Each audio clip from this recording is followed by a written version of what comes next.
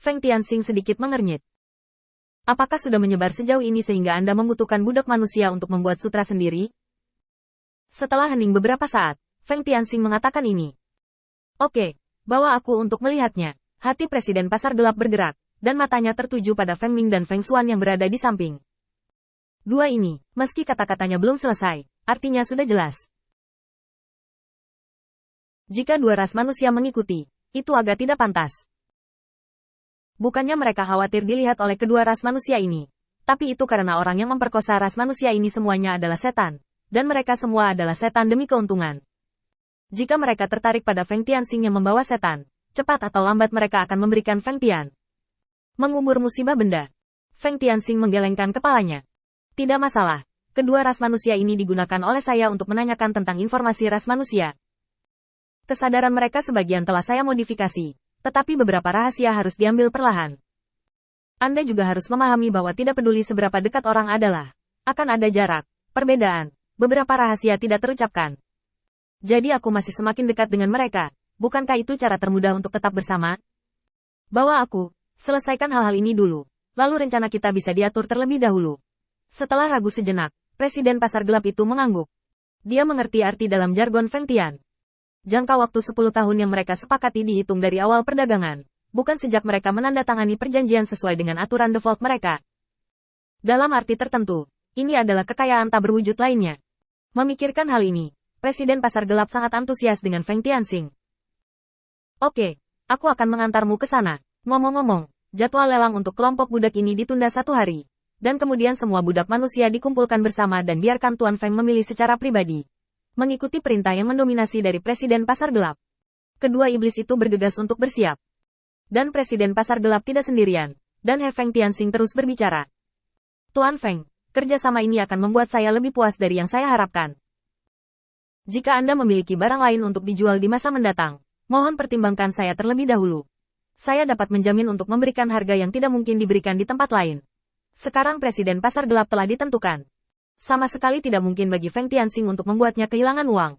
Ini adalah informasi yang diungkapkan Feng Tianxing dari transaksi ini. Oleh karena itu, Presiden Pasar Gelap juga sangat ingin memulai kerjasama selanjutnya dengan Feng Tianxing. Selama itu dilakukan lagi dan aturan perilaku Feng Tianxing ditentukan. Bahkan jika sebagian besar keuntungannya diberikan, mitra kerjasama ini harus terus berteman. Feng Tianxing merenung sejenak sebelum mengatakan ini.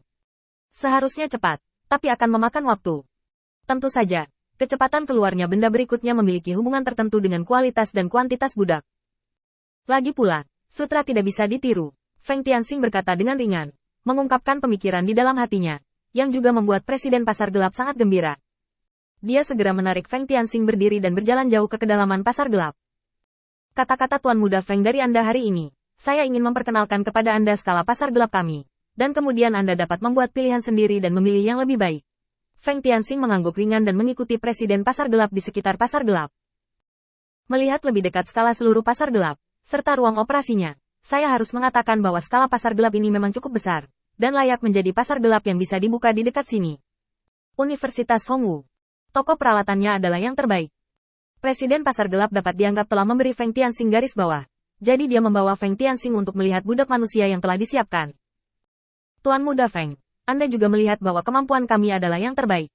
Jika Tuan Muda Feng membutuhkan sesuatu, sebutkan saja. Kamu dapat yakin bahwa para budak ini telah mengeluarkan melon bengkok dan kurma retak itu. Gerakan Feng Tianxing kaku sesaat, tapi bagaimanapun juga. Dia menekan emosi di dalam hatinya. Karena Feng Tianxing sangat jelas. Saat ini, sama sekali tidak mungkin untuk menunda acara besar karena emosi pribadi. Kebocoran kecil akan menenggelamkan kapal besar. Oke, tapi saya tidak perlu melakukan ini di masa depan. Saya membutuhkan sekelompok orang yang kekurangan lengan dan kaki, dan memberi mereka gaji yang lebih rendah, sehingga ras manusia lain dapat memiliki perbandingan, mana yang lebih nyaman untuk mengelola. Ini tidak seperti pepatah, orang tidak menderita kurang lebih ketidakrataan. Jika semua orang yang bekerja untuk saya dibayar sama, siapa yang mengira ini adalah hadiah? Presiden Pasar Gelap mengacungkan jempol pada Feng Tianxing.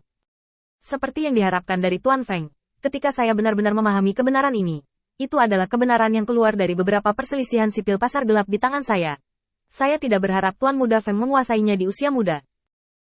Ini jauh lebih baik daripada saya dulu. Untuk menyenangkan Feng Tianxing dan memastikan barang-barang seperti sutra Feng Tianxing berikutnya dapat dijual dari tangannya. Presiden pasar gelap sekarang tidak pelit dengan kata-kata pujiannya. Menghadapi Feng Tianxing, dia menjilat dengan liar, seperti anjing yang menjilat. Feng Tianxing mengangguk dalam diam. Itu hanya beberapa buku kuno dari sekolah, bukan itu yang saya alami. Tanggapan acuh tak acuh menunjukkan bahwa dia tidak ingin melanjutkan topik ini, dan Presiden Heishi juga menahan diri, dan membawa Feng Tianxing ke ruangan gelap yang gelap. Saat cahaya di ruangan berkedip, Feng Tianxing melihat budak manusia ini dengan jelas. Satu persatu, pakaian mereka compang camping. Di dada mereka ada bola logam berdenyut yang tertanam di dalam daging. Presiden pasar gelap memperkenalkannya dengan tampilan bangga. Tuan Muda Feng, datang dan lihat apakah ras manusia ini memenuhi kebutuhanmu. Mengatakan itu, dia menarik lengan manusia dan meremasnya dengan keras. Tuan Muda Feng, lihat lengan ini, cukup kuat, dan dapat melakukan pekerjaan berat yang normal. Feng Tianxing mengangguk ringan, dan matanya tertuju pada ras manusia di belakangnya. Teran di baris pertama semuanya adalah barang berkualitas tinggi yang disajikan kepada para tamu. Jika ada sesuatu yang rumit, itu harus disembunyikan di antara orang-orang ini. Saat Feng Tianxing dan Presiden Pasar Gelap jatuh ke kerumunan bersama, itu seperti serigala memasuki kawanan, menyebabkan kaki banyak ras manusia gemetar. Bahkan ada yang pemalu buang air kecil di sembarang tempat. Feng Tianxing sedikit mengernyit. Mengapa mereka begitu takut? Presiden Pasar Gelap menepuk dada manusia dengan bangga. Tuan Muda Feng, lihat ini. Hanya iblis saya yang bisa memotivasi ini. Jika saya menjualnya kepada Anda, hanya perlu setetes darah Anda untuk membuat kelompok budak manusia ini mematuhi Anda. Jika ada yang tidak puas, mereka akan bisa untuk membiarkannya mati secara menyedihkan. Dalam menghadapi hidup dan mati, tidak ada yang bisa tenang, termasuk saya. Feng Tianxing mengangguk setuju, melirik sekelompok budak, dan tidak menemukan budak manusia yang lebih rendah. Oke, kamu penuhi satu permintaan lagi dariku, dan aku ingin semua budak manusia ini